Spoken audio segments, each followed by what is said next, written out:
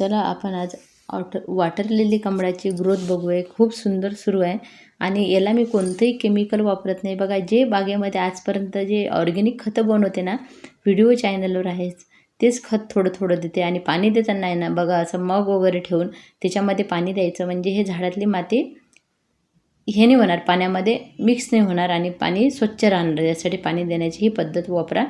त्याच्यानंतर दुसरं म्हणजे आता ज्याच्यात छोटी कुंडी आहे त्याच्यात तर असं डायरेक्ट मी पाईप टाकू शकतो.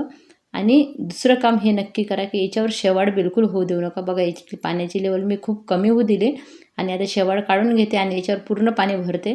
पाईप टाकून द्यायचं आणि पाणी पूर्ण स्वच्छ भरायचं. कारण वॉटर लिली कमळावर जेवढं तुम्ही उन्हाळ्यात पाणी ठेवाल ना, तेवढे झाडं छान ग्रोथ घेतात, छान राहतात. कारण पाणी खूप आवश्यक आहे या रोपांना. आणि पाणी पूर्णपणे असं कमी होऊ देऊ नका आणि शेवाळ काढत राहा. त्याच्यामुळे रोपं स्वच्छ राहते आणि कोणत्याही प्रकारची कीड लागणार नाही झाडांवर. नाही तर मग ते बारीक अशी ब्लॅक कलरची कीड लागू शकते. त्याच्यामुळे तुम्ही पाणी शेवाळ वगैरे काढत राहा आणि पाणी स्वच्छ ठेवा. ह्या 2 गोष्टी केल्यानं वॉटर लिली कमळ खूप छान ग्रोथ घेतात. आणि एवढ्या उन्हाळ्यात हे झाड असे असतात की त्याला छान फुलंसुद्धा येतात. आणि आता माझ्या कमळाला खूप छान कळी आली. मी तुम्हाला ते समोर व्हिडिओमध्ये दाखवते.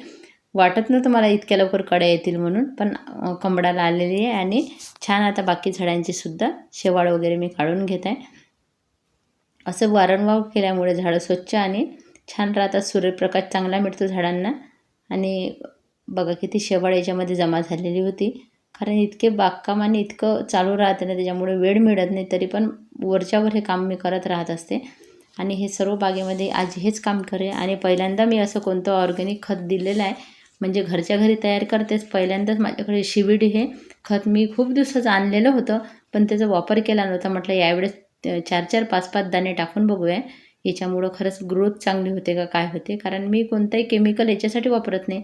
कारण बरेच जीव असे बागेमध्ये पाणी प्यायला येतात.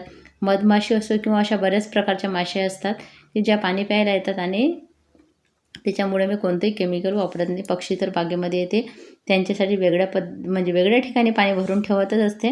आणि हे सर्व आपल्या खतामध्ये जाणार आहे. जे काही शेवाळ वगैरे निघते ना ते, आणि खराब झालेले पानं वगैरे तुम्ही तोडू शकता. हे तुम्हाला छोट्या छोट्या गोष्टी वाटत असेल, पण खूप महत्त्वाच्या असतात ह्या आपल्या रोपांना चांगली ग्रोथ घेण्यासाठी. आणि तेच मी काम करत आहे. आणि बघा, आता सर्व तुम्हाला पुढं दाखवते. माझ्या कमळाला ज्या कळ्या आलेल्या आहे ना, ते मला पाहून खूप आनंद झालेला आहे. म्हटलं चला तुम्हाला हे दाखवते. आणि अशा पद्धतीने बघा खूप शेवाळ तयार झालेली होती एवढ्यात. आणि मी ते सर्व स्वच्छ करता करता वेळ गेलेला आहे बराचसा. मध्ये मध्ये मी सगळ्या रोपांना हेच ऑर्गॅनिक पद्धतीचे जे खतं बाकीच्या झाडांसाठी बनवते ना, ते एकदम थोड्या थोड्या पद्धतीने देत असते जेव्हा मी बनवते. बघा, कीड दूर होण्यासाठी सुद्धा मी ते खत बनवलेलं होतं आणि खूप छान त्याचा रिझल्ट आहे, पंचामृत म्हणून. ते बघा आता अशा पद्धतीने पाणी देत राहते, म्हणजे पाणीसुद्धा स्वच्छ राहते. याच्यामध्ये जी कीड असेल ते पण बाहेर निघते. मच्छर वगैरे साफ राहतात. बघा, 2 कळ्या कमळावर आल्या. पहिली बघितली होती मी, आज अचानक गेली वर आणि दुसरीसुद्धा कळी दिसली तर मला इतका आनंद झाला. बघा, हे शिविडचे थोडे थोडे दाणे पहिल्यांदाच मी बागेमध्ये याचा वापर केलेला आहे. याच्या पहिले तर मी कधी केला नाही. मागच्या वर्षीसुद्धा कमळ वॉटर लिली होती माझ्याकडे आणि त्याला मी ऑर्गॅनिक पद्धतीचीच खतांचा वापर केला होता आणि छान फुलं यायला लागली होती.